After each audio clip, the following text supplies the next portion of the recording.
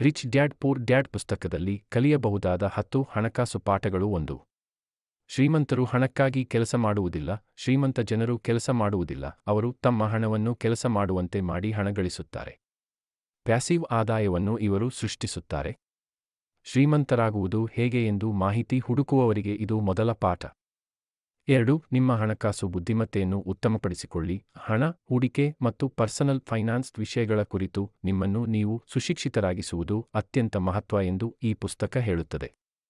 3. Risk ತೆಗೆದುಕೊಳ್ಳಲು ಭಯಪಡಬೇಡಿ. ಸಂಪತ್ತು ನಿಮ್ಮದಾಗಿಸಿಕೊಳ್ಳಲು ಲೆಕ್ಕಾಚಾರದ ರಿಸ್ಕ್ ತೆಗೆದುಕೊಳ್ಳಲು ರಿಚ್ ಡ್ಯಾಡ್ ಪೂರ್ ಡ್ಯಾಡ್ ಸಲಹೆ ನೀಡುತ್ತದೆ.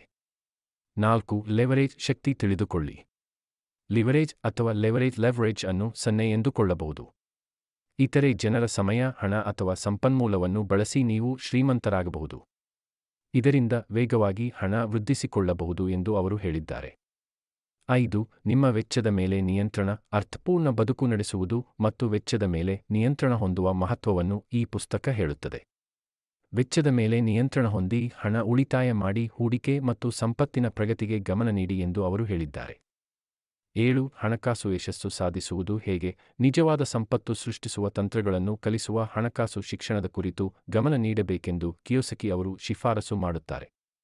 8. ಸಮೃದ್ಧ ಮನಸ್ಥಿತಿಯಿಂದ ಯಶಸ್ಸು. ನಮ್ಮ ನಕಾರಾತ್ಮಕ ಮನಸ್ಥಿತಿಯು ಯಶಸ್ಸಿಗೆ ಅಡ್ಡಿಯಾಗುತ್ತದೆ.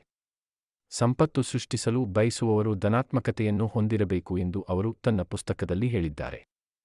9. ಸೋಲನ್ನು ಸ್ವೀಕರಿಸಿ, ಸೋಲಿನಿಂದ ಕಲಿಯಿರಿ. ತಪ್ಪುಗಳು ಮತ್ತು ಹಿನ್ನಡೆಗಳಿಂದ ಕಲಿಯುವ ಅಗತ್ಯವನ್ನು ಕಿಯೋಸಕಿ ಹೇಳಿದ್ದಾರೆ. ಸೋಲು ಎನ್ನುವುದು ಶೈಕ್ಷಣಿಕ ಅನುಭವ. ಇದರಿಂದ ಕಲಿತ ಪಾಠ ಭವಿಷ್ಯದಲ್ಲಿ ಉಪಯೋಗಕ್ಕೆ ಬರುತ್ತದೆ ಎಂದು ಅವರು ಹೇಳಿದ್ದಾರೆ.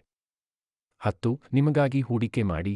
ನಿಮ್ಮ ಪ್ರತಿಭೆ ಉತ್ತಮಪಡಿಸುವ ಸಲುವಾಗಿ ನಿಮ್ಮ ಮೇಲೆ ಹೂಡಿಕೆ ಮಾಡಲು ಹಿಂಜರಿಯಬೇಡಿ ಎಂದು ಈ ಪುಸ್ತಕ ಹೇಳುತ್ತದೆ.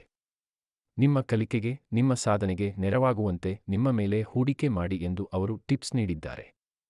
ರಿಚ್ ಡ್ಯಾಡ್ ಪೂರ್ ಡ್ಯಾಡ್ ಎನ್ನುವ ಪುಸ್ತಕವನ್ನು 1997 ರಲ್ಲಿ ರಾಬರ್ಟ್ ಟಿ ಕಿಯೋಸಕಿ ಮತ್ತು ಶರನ್ ಲೆಕ್ಚರ್ ಬರೆದಿದ್ದಾರೆ. ತನ್ನ 2 ತಂದೆಯರ ಕುರಿತು ಕಿಯೋಸಕಿ ಇಲ್ಲಿ ಬರೆದಿದ್ದಾರೆ. ಒಬ್ಬರು ನಿಜವಾದ ತಂದೆ, ಬಡ ತಂದೆ. ಮತ್ತೊಬ್ಬರು ಅವರ ಸ್ನೇಹಿತನ ತಂದೆ, ಶ್ರೀಮಂತ ತಂದೆ. ಹಣ ಮತ್ತು ಹೂಡಿಕೆಯ ಕುರಿತು ಈ 2 ತಂದೆಯರ ಆಲೋಚನೆಗಳು ಹೇಗೆ ಭಿನ್ನ ಎಂದು ಈ ಪುಸ್ತಕದಲ್ಲಿ ಹೇಳಲಾಗಿದೆ. ಶ್ರೀಮಂತರಾಗಲು ಬಯಸುವವರು ವ್ಯಕ್ತಿತ್ವ ವಿಕಸನ ಹೊಂದಲು ಅಥವಾ ಹಣಕಾಸು ಕುರಿತು ಜ್ಞಾನ ಸಂಪಾದನೆಗೆ ಇಂತಹ ಪುಸ್ತಕಗಳನ್ನು ಓದಬಹುದು. ಇನ್ನು ಹೆಚ್ಚಿನ ಮಾಹಿತಿಗಾಗಿ ಚಾನೆಲ್ನ ಲೈಕ್ ಮಾಡಿ ಮತ್ತು ಸಬ್ಸ್ಕ್ರೈಬ್ ಮಾಡಿ.